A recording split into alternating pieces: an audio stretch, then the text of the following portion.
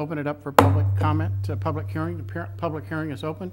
Anybody wishing to speak on this item from the public, raise your hand at this point. Anybody on this side? Seeing none. Anybody on this side? Seeing none, I'll close the public hearing. It's back in count. Sorry, we had slow hands. Oh, I'm sorry. Well, the public hearing is still open. Please come forward, sir, and state your name. Right, that's the appraisal. So what was the list? My name is Chris Cannon. For his statement. Okay, I was enrolled in the Better Life program for about 9 months. This is about 4 or 5 years ago in Fairfield. The training and life skills offered by the program enabled me to go from homeless with no future to becoming a productive, hardworking member of society again. As part of the program, I had access to job opportunities, interview preparation, and assistance with setting up my resume. I was able to learn valuable financial planning as prep work to begin being self-sufficient. With full-time employment, I was able to provide for myself as well as my family. Shortly after leaving the program, I was not only able to reunite with my twin sons, but I was granted full custody. And since then, my wife was able to fully adopt them as her own children. Now I have the family I thought that was out of reach.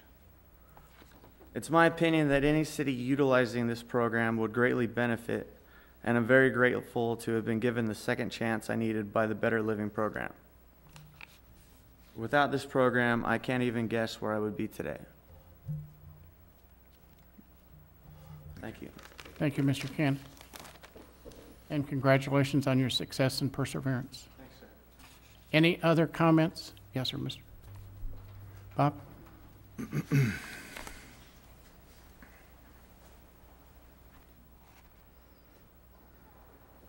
Bob Dorr, 1045 West B Street. Do we know what percentage will be actually Dixon veterans that will be using these homes? I can't answer that. Perhaps Mr. Reed can? Tom McCree, I just wanted to mention that Chris Cannon lives here in Dixon, and we did not prepare his speech. The percentage is, quite frankly, very low. We've checked with the local agencies, especially Dixon Family Services, and there's not a real high percentage of homeless people, first off. There are some. You may not see them, but they are there. And an even lower percentage of homeless veterans. Throughout the county is a different issue. And so it is a county-wide program, and that'll be we will always make room for homeless veterans in Dixon first. That is our priority. And then Solano County. And Veterans Affairs has the right to refer anyone from VISN 21, which is the VA area that we're in. So VISN 21 starts in Arizona, goes all the way to Hawaii. But it's being in this business a long time, it's more likely that a homeless person is going to be in there somewhere in their, in their own neighborhood. Okay, thank you. Any other public comment?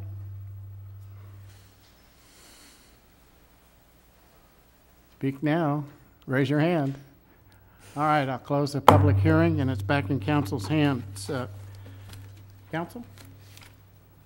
I'd like to ask Mr. McCree a question.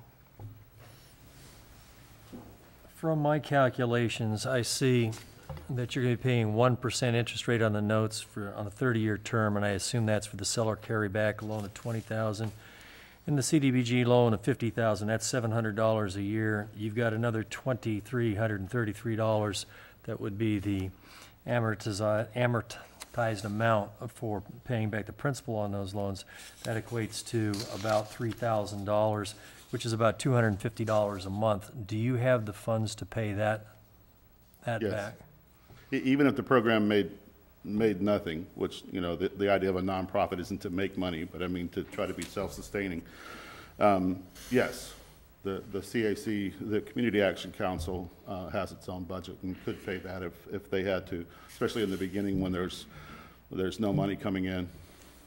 It takes a little while for VA per diem only program to kick in, and most likely the first 4 to 6 candidates are going to have 0 income, so you can't collect rent either. So, yeah, and I'm glad you pointed that out, because we've discussed this with our bookkeeper, and yeah, we can maintain that small amount of rent, as it were, until the program is more self-sustaining.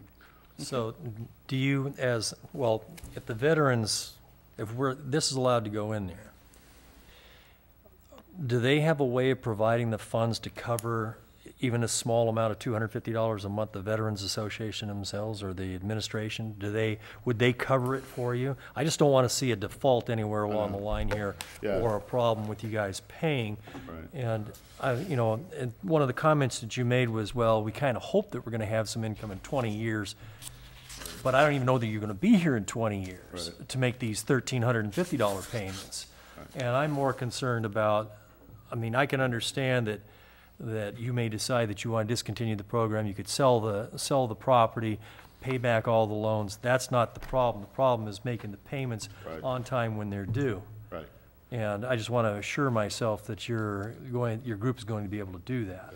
Absolutely. As soon as we get the first veteran in, the Veterans Per Diem Only program kicks in, and like I said, it's like I think it's $37 a day. Don't quote me on that. They change it all the time. It depends a little bit on the state that you're in. So it comes through California Veterans Affairs. So the program itself only generates funding of any kind when there's veterans in the beds. The only time that we would have any worry is in the first few months when we open, when there's no veterans in there yet, and we're just setting up the house. So let me ask you another question. The $37 per diem you get, does that go directly to the administrators?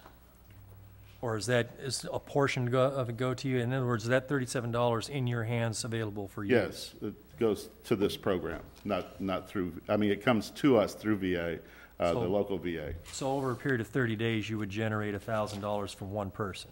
or more, yes. Okay. And you're going to have how many people in here total? 11, Thank you. with one staff person taking up a bed. Okay, any other questions? Then I'll ask to move this along. Do I hear a motion? I would so move that we approve this resolution. So the motion is to adopt the resolution approving transfer of the $50,000 from the CDBG grant to business revolving loan to the CDBG housing revolving loan account for the Veterans Home, Dixon Veterans Home. That would be mine. Yeah, I just want to make sure everybody's, do I hear a second? I'll second. It's been moved and seconded. Any discussion on the motion? Hearing none, roll call vote, please. Council members Kaler, Aye. Charamello, Aye. Pappas, Aye. Fuller, Aye. Mayor Bashir. Aye. Okay,